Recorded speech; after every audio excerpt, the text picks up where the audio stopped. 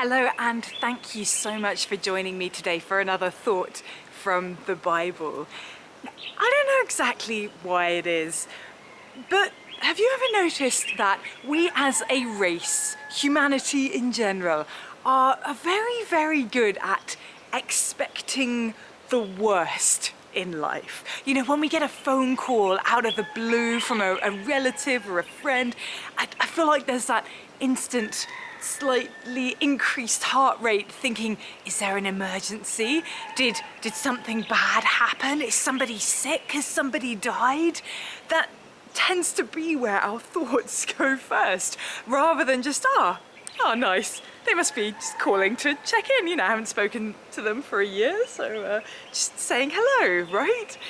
Or we're called into a meeting or something at work or in a ministry or whatever it may be that we're doing, and it's instantly, what's gone wrong? What did I do wrong? Am I about to lose my job or my position?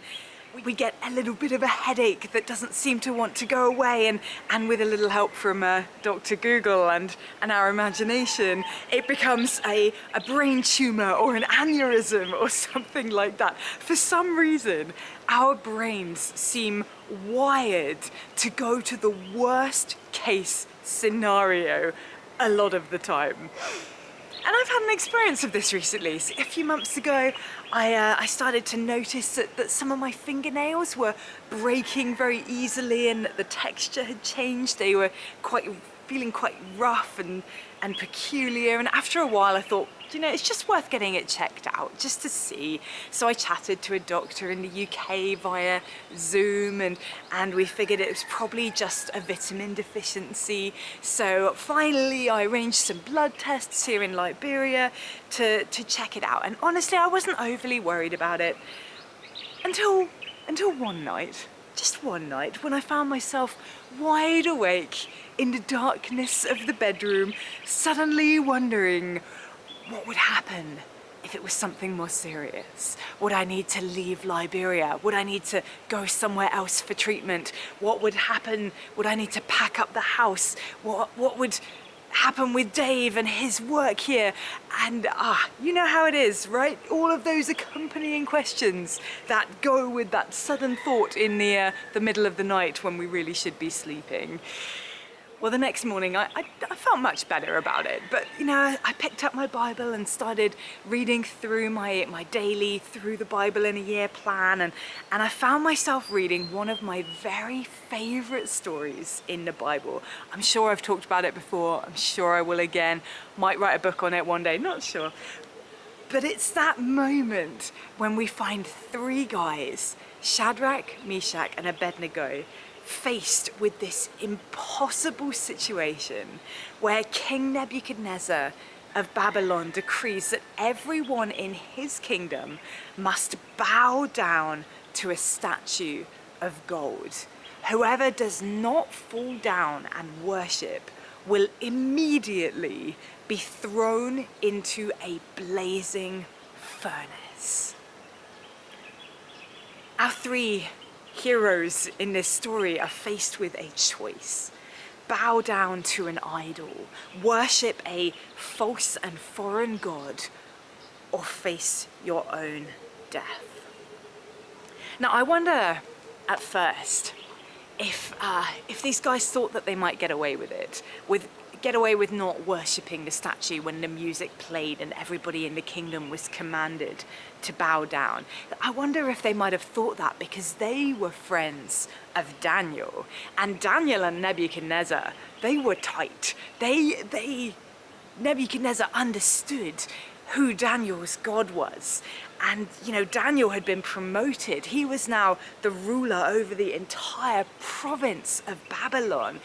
Daniel headed up all of the wise men of the king. He was the man who had in fact secured the promotions to prominent positions within Nebuchadnezzar's government for these three guys. I wonder if they felt a little bit protected. But the only problem in this situation was that Daniel was not there.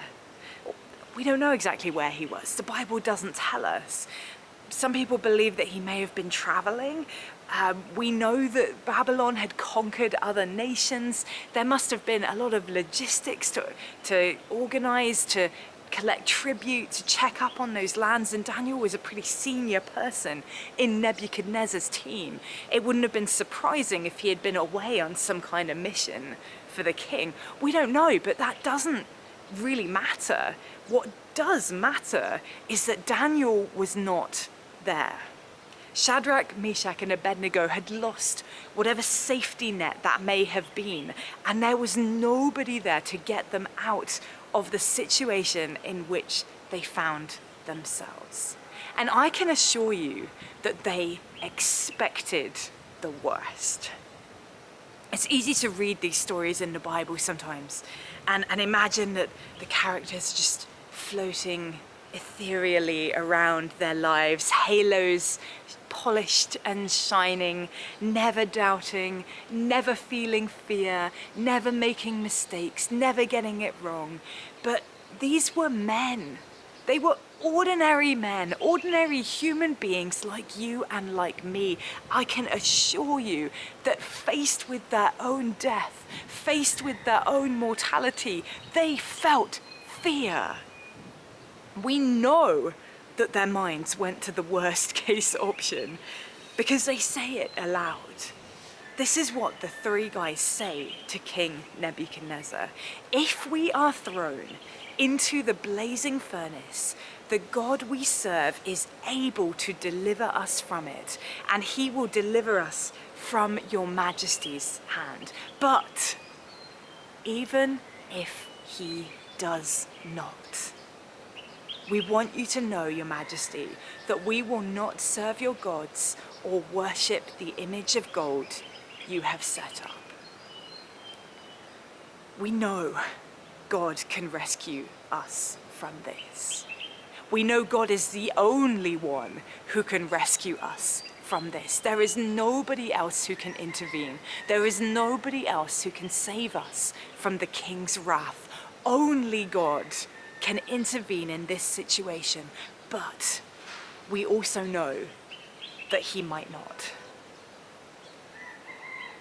Shadrach, Meshach, and Abednego did not have definite knowledge going into this situation that they were going to be rescued from being burnt alive.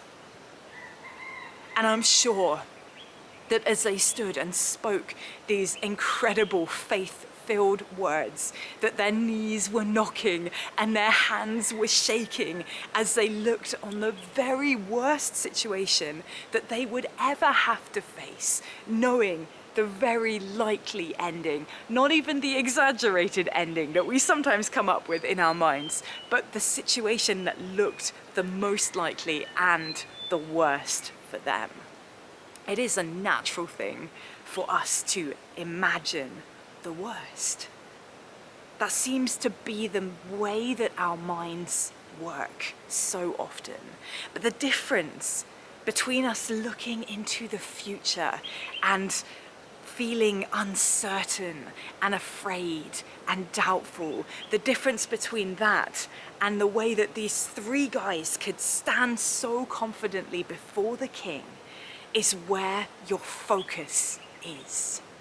If you truly believe that God holds your future, if you truly believe that he is working things together for your good, then it doesn't matter, even if the worst case scenario does come to pass. Because even in the midst of the worst, even in the midst of the darkest and worst situations that we can even imagine, even in the middle of the night, in the dark of the night, when our minds go into overdrive and we think of those worst case things, even if that all came to pass, it does not change the fact that God is still there with you in it, still able to work through it. Sometimes we need to walk through the fire in our lives in order to recognize the one who is walking with us in the midst of it. Now, I can't guarantee that at some point in the rest of my life, I'm not gonna have a little wobble anytime a potentially difficult situation comes up. You may too. But we have a choice in the way that we think after that. We can choose who we will fix our gaze on, who we will fix our minds on, who we will fix our trust for the future on. We can keep our minds on God regardless of what happens in our lives, in any difficulty, in any bad news, in any hardship. God is there. In any difficulty, in any bad news, in any hardship, I know that my eternity is assured. In whatever situation I face, the promises of God still stand, and we can still hold on to them. So if we find ourselves facing sickness, we can say in that situation, the God that I serve is able to heal me. I believe that absolutely and completely. But even if he doesn't, I am not going to stop trusting in him. I'm going to continue to know that he holds my future. I'm going to continue to believe that he is the healer and that he will work things together for the best for me and for his glory in my life.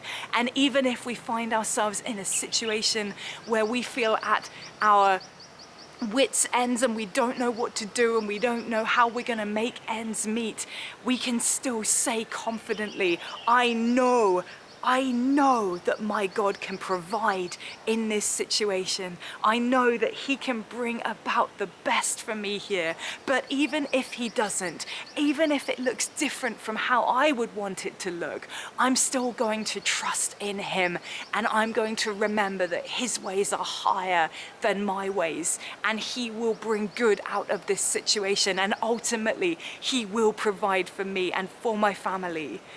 He is a good God. And even if we find ourselves in the worst, we can remember to keep our eyes fixed on the best, because he is with us. He is with us in the good. He is with us in the bad. He is with us when the life seems like smooth sailing, and he is with us when the waves are crashing down upon us. In it all, he is with us. When we recognize the truth of that, when we can keep our eyes fixed on him, then regardless of whether we're facing the best or the worst, we will be okay. He is with us. Thank you so much for joining me for that thought from the Bible. I'll be back on Wednesday next week with another video, so I will see you then.